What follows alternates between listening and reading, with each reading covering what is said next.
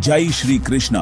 दोस्तों, स्वागत है आपका हमारे YouTube चैनल ऑकल्ट विज्ञान पर। आज हम जम कुंडली के सबसे ज्यादा मिस्टीरियस, ट्रांसफॉर्मेटिव और अनएक्सपेक्टेड इवेंट्स वाले अष्टम भाव की बात करेंगे। अष्टम भाव होता क्या है? जन्म कुंडली का आठवां भाव यानी अष्टम भाव जिंदगी के सबसे गहरे राज को दिखाता है। यह भाव संबंधित होता है मृत्यु और पुनर्जन्म से, रहस्य, तंत्र मंत्र और गुप्त ज्ञान से, अचानक बदलाव, दुख, ऑपरेशन या चमत्कारी बदलाव से। अगर यह भाव मजबूत हो तो व्यक्ति मुश्किल समय में भी अद्भुत रूप से उभर जाता है, लेकिन अगर कमजोर हो तो झटके, रोग या दुख दे सकता है। अष्टम भाव एक रहस्य, एक परिवर्तन, एक पुनर्जन्म। क्या आठवां भाव हमेशा अशुभ होता है? आठवां भाव निधन स्थान या मृत्यु का भाव है।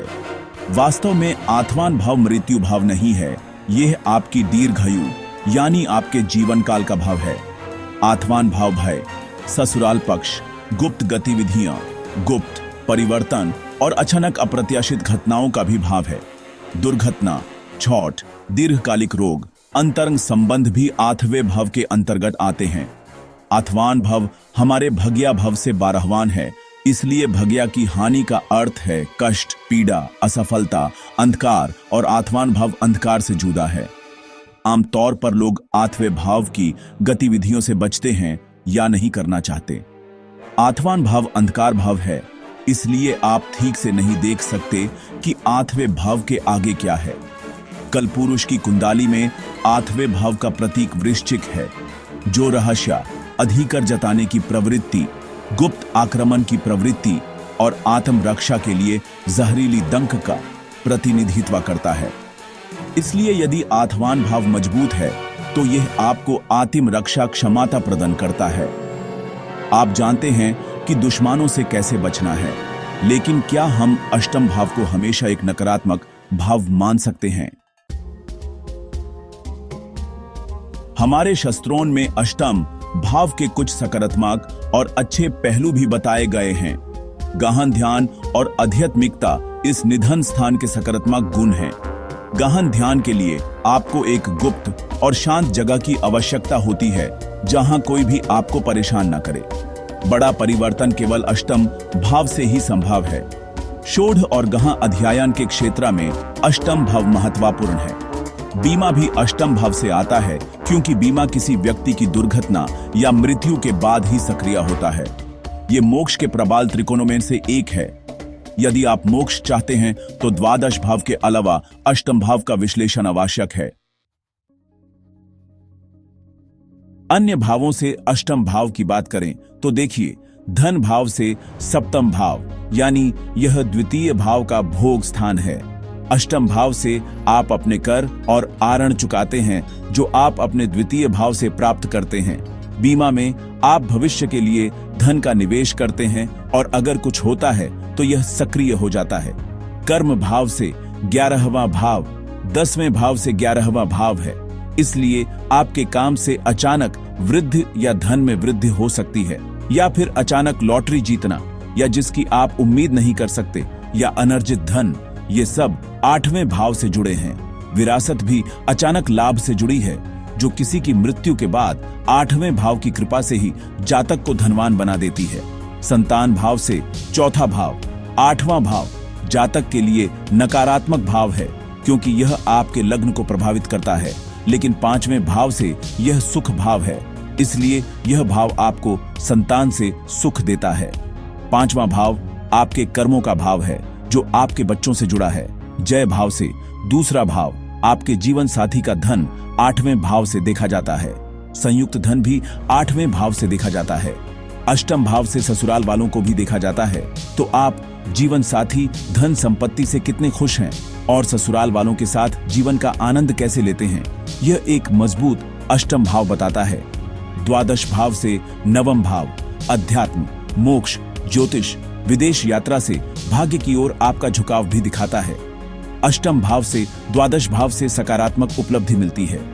ईश्वर की खोज के लिए अष्टम भाव बहुत महत्वपूर्ण है। अध्यात्म और धाम से जुड़े धर्म का उचित ज्ञान होना जरूरी है। अष्टम भाव सच में एक मुख्य भाव है। अब बात करते हैं अष्टम भाव में ग्रहों की स्थिति की।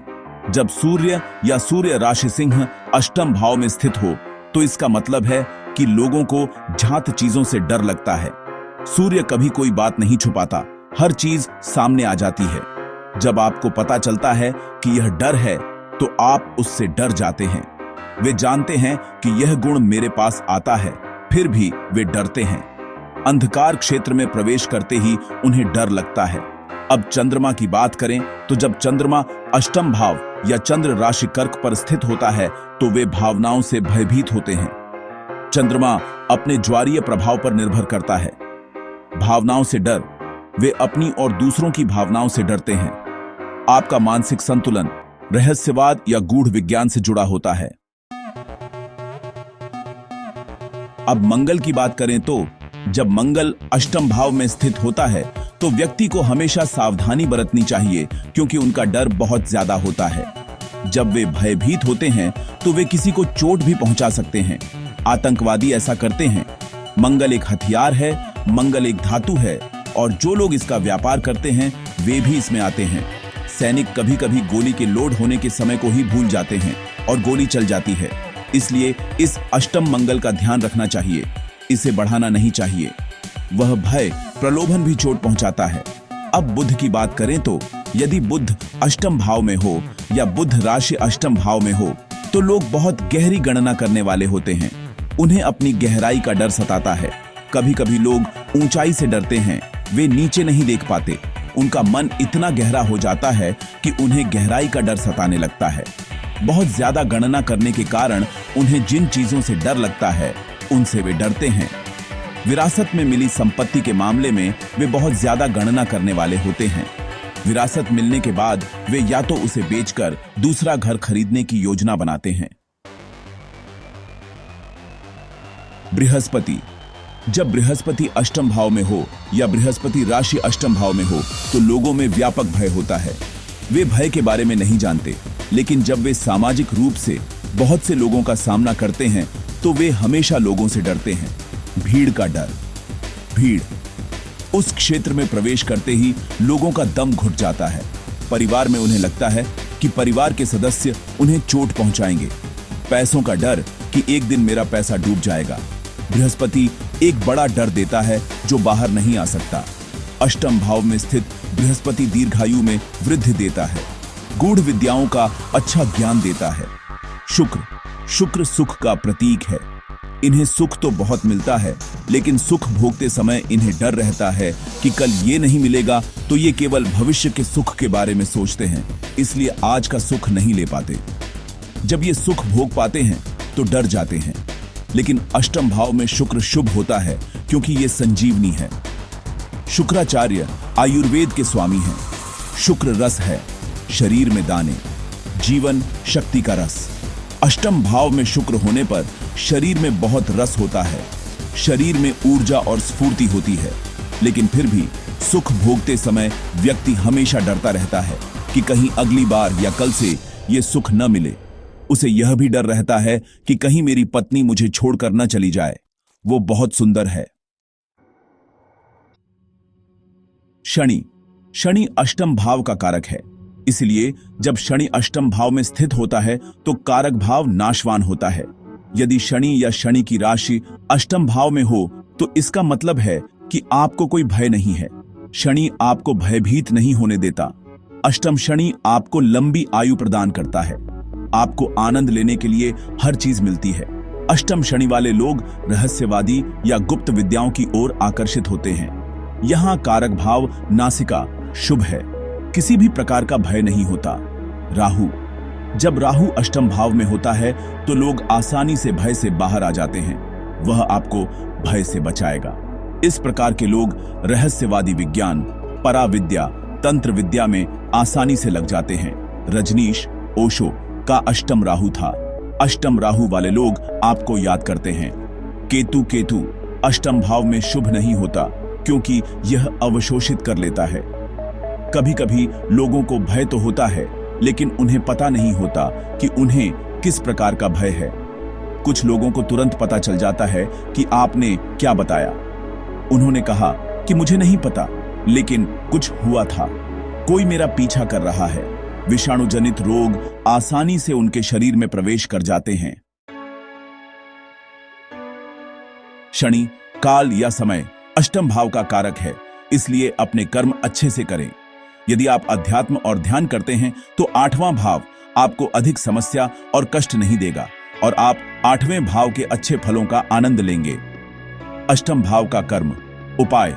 अष्टम भाव आपके घर का भंडार माना जाता है, इसलिए घर से अव्यवस्थित सामान, अनावश्यक सामान, पुराना अप्रयुक्त सामान, जंग लगा लोहा हटा दें। हर शनिवार को अपने घर की सफाई करें। 3 महीने बाद आप अपने जीवन में बड़े बदलाव देखेंगे।